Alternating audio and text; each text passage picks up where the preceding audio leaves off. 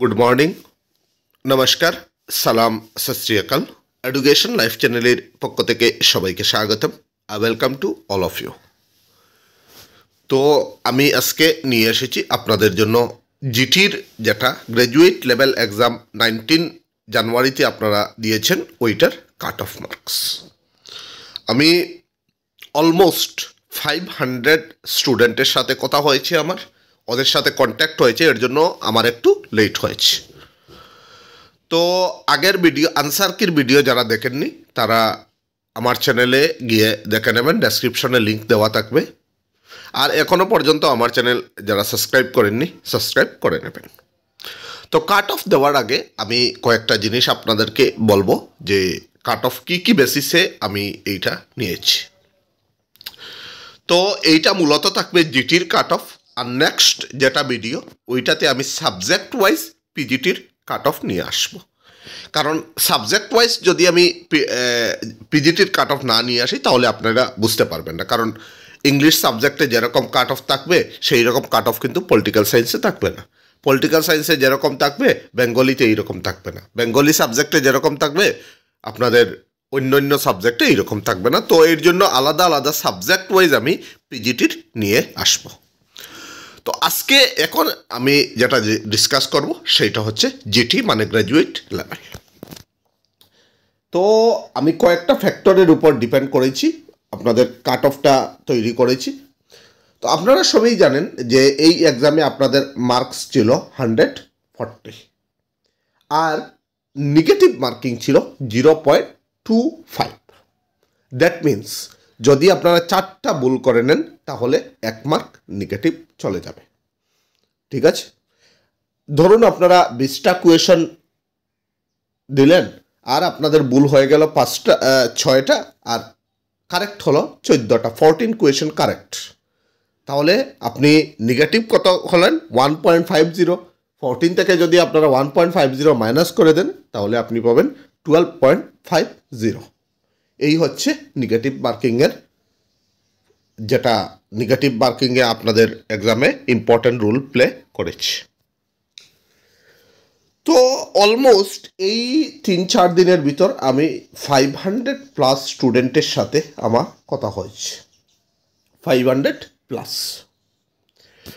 আচ্ছা, এখন আমি একটু অ্যানালাইসিস করি। এই যে 140 কোয়েশন এসেছে, এই 40 কোয়েশনের মধ্যে টাফ এই কোয়েশন পেপারটা ছিল কিন্তু easy to moderate. Moderate to hard কোনো মতেই হবে না এইটা পেপার, এইটা হচ্ছে ইজি টু মডারেট। দেখুন সিডিপি পোর্শন যেটা এসেছিল 50 মার্কসের সিডিপি, ওইটা কিন্তু ভেরি ইজি। আমি ইজি পোর্শনে পালাচ্ছি। যদি কেউ ভালো করে সিটেট পড়াশোনা করেন তাহলে আপনারা অনায়াসে পারবেন, কারণ থিওরি হাইয়েস্ট হলে 1-2টা ছিল। আব্রাহাম মেসর একটা থিওরি ছিল আর আরও একটা এই পিজিটিতে মনে হয় অ্যালবার্ট বান্দুরার থিওরি ছিল। কিন্তু এরপরে ম্যাক্সিমাম কোয়েশন আপনাদের কী ছিল? Understanding base. যারা সিটেট ভালো করে পড়েছেন তাদের জন্য কোনো প্রবলেমই নয়, আপনারা অনায়াসে 50-তে 45+ স্কোর করে আসতে পারবেন।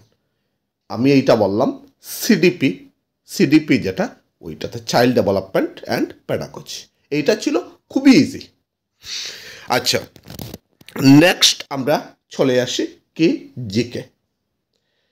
আচ্ছা, জিকের মধ্যে যে 35 or 34 কোয়েশন এসেছে ওইটার মধ্যে ইজি টু মডারেট ছিল। এইটার মধ্যে 26 কোয়েশন এইরকম ছিল যে সবই পারবেন এই 26 কোয়েশন। আর 9 কোয়েশন যেটা ছিল এইটা একটু টাফ ছিল, একটু, আমি বেশি বলবো না, একটু টাফ ছিল 9টা কোয়েশন। তো আপনাদেরকে জিকে বললাম।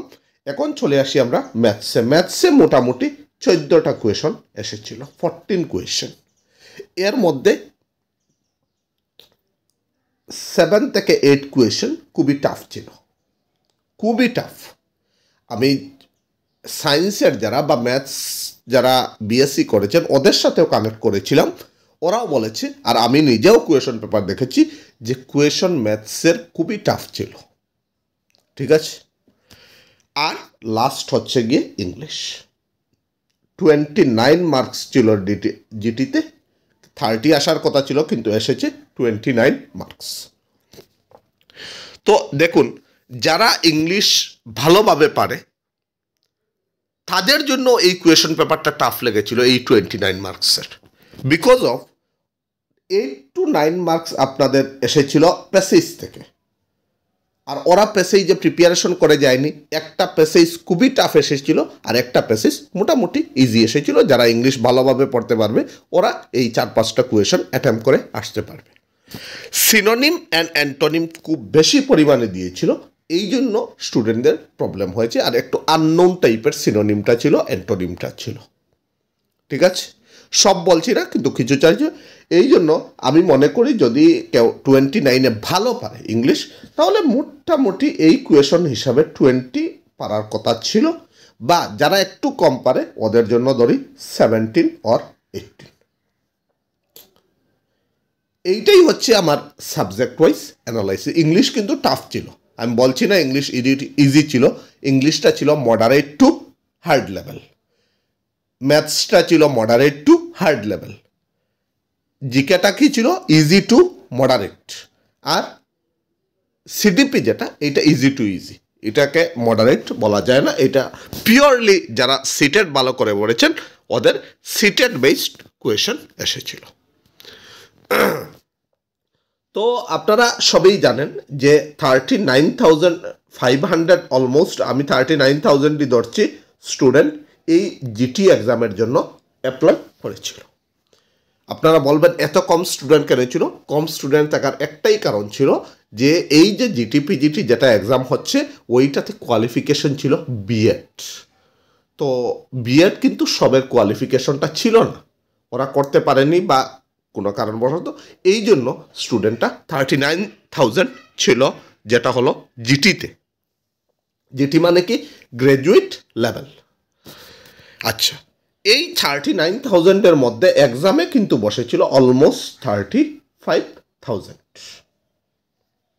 ঠিক আছে, 35,000 কিন্তু এক্সামে বসেছিল, 4,000 অ্যাবসেন্ট ছিল। তো আমি দুইটা ক্যাটাগরিতে আপনাদেরকে কাট অফ দেব। প্রথমে আমি আর্টসের কাট অফ দিচ্ছি। যারা আর্টস এদের জন্য আমি একটা ওভারঅল কাট অফ দেব। আর্টস মনে রাখবেন, জিটিতে আর্টস, সায়েন্স অ্যান্ড ম্যাথস ছিল, আমি আর্টসের কাট অফটা আপনাদেরকে ফার্স্ট দিচ্ছি। দেখুন, আমি 500 স্টুডেন্টের সঙ্গে ডিসকাস করে ওভারঅল যা বুঝলাম, ইউআর ক্যাটাগরিতে যারা থাকবেন, মানে আনরিজার্ভ ক্যাটাগরিতে আর্টসের যারা থাকবেন, ওদের কাট অফ কিন্তু 82 to 87 হবে। মনে রাখবেন, যারা এই মার্কের ভিতরে পাবেন তারা কিন্তু সেফ আর্টসের জন্য। নেগেটিভ মার্কিং করে যাদের মার্ক 82 to 87 হবে ওরা কিন্তু ইউআরে সেফ আর্টসের জন্য। ঠিক আছে, আমরা নেক্সট চলে আসি ওবিসি और এমওবিসি, সরি ওবিসি और এমওবিসি, ওবিসি और এমওবিসি। আমি যেহেতু আজকে মোবাইলে ভিডিও করছি এর জন্য একটু কিন্তু আপনারা বুঝতে পারবেন এইটা। তো ওবিসি এমওবিসির কাট অফ মোটামুটি আপনাদের 77 to 88 থাকবে, ওবিসি অ্যান্ড এমওবিসির কাট অফ। আমি প্রথমে কি বলেছিলাম, ইউআর এর কাট অফ থাকবে 82 to 87, আর ওবিসি এমওবিসির কাট অফ থাকবে 77 to 82। তো আমরা নেক্সটে চলে আসি শিডিউল কাস্ট যারা এসসি। এসসির কাট অফ আপনারা মেনে চলেন 72 to 77 কাট অফ থাকবে এসসি। ঠিক আছে, আচ্ছা এখন আমরা চলে আসি ST plain. ST schedule tribe plain যারা, এদের কাট অফ কিন্তু থাকবে 67 to 72। এইটা কিন্তু এসটি প্লেনের জন্য কাট অফ থাকবে। যারা এই মার্কের ভিতরে পাবেন ওরা fully safe. ST plain 67 to 72। এখন আমরা চলে আসি ST hills. ST hills. ST hills এরিয়াতে যারা 60 to 65 মার্কস পাবেন ওরা কিন্তু সেফ জোনে চলে যাবেন, এইটা মনে রাখবেন, এসটি হিলস। তো লাস্ট যেটা ওইটা হচ্ছে পিডাব্লিউডি, যারা পিডাব্লিউডি ক্যান্ডিডেট যারা আছেন ওদের জন্য কাট অফ থাকবে 50 to 55। তো এই মার্কের ভিতরে যারা পিডাব্লিউডি ক্যান্ডিডেট আছেন ওরা কিন্তু ফুললি সেফ। তো আপনাদেরকে বললাম আর্টসের জন্য যেটা কাট অফ থাকতে পারে, যে জেনারেলের জন্য কাট অফ থাকবে 82 to 87, আর ওবিসির জন্য কাট অফ থাকবে 77 to 82, এসির জন্য কাট অফ থাকবে 72 to 77, এসটি প্লেন যারা এদের জন্য 67 to 72, আর এসটি হিলস যারা এদের জন্য 60 to 65, আর পিডাব্লিউডি যারা ওদের থাকবে 50 to 55। তো এখন আমি চলে আসি যারা সায়েন্স গ্র্যাজুয়েট, সায়েন্সের জন্য অ্যাপ্লাই করেছিলেন তাদের কাট অফ কত থাকবে। এত সময় যা বললাম এইটা হচ্ছে আর্টসের কাট অফ। তো সায়েন্সের কাট অফ আমি বলে দিই আপনাদেরকে। ইউআরএ যারা, কারণ আলাদা মেরিট লিস্ট রেডি হবে, মনে রাখবেন সায়েন্সের জন্য আলাদা হবে, ম্যাথসের জন্য আলাদা, আর আপনাদের কি আর্টসের জন্য আলাদা হবে। সায়েন্সের যারা, সায়েন্সের ইউআরএ কিন্তু কাট অফ থাকবে 72 to 77। এইটা মনে রাখবেন, আপনাদের সায়েন্সের কাট অফ এইটা থাকবে 72 to 77। তো আমরা এখন সায়েন্সের ওবিসি और এমওবিসি যারা, ওবিসি और এমওবিসি যারা ওদের জন্য কাট অফ থাকবে 67 to 72।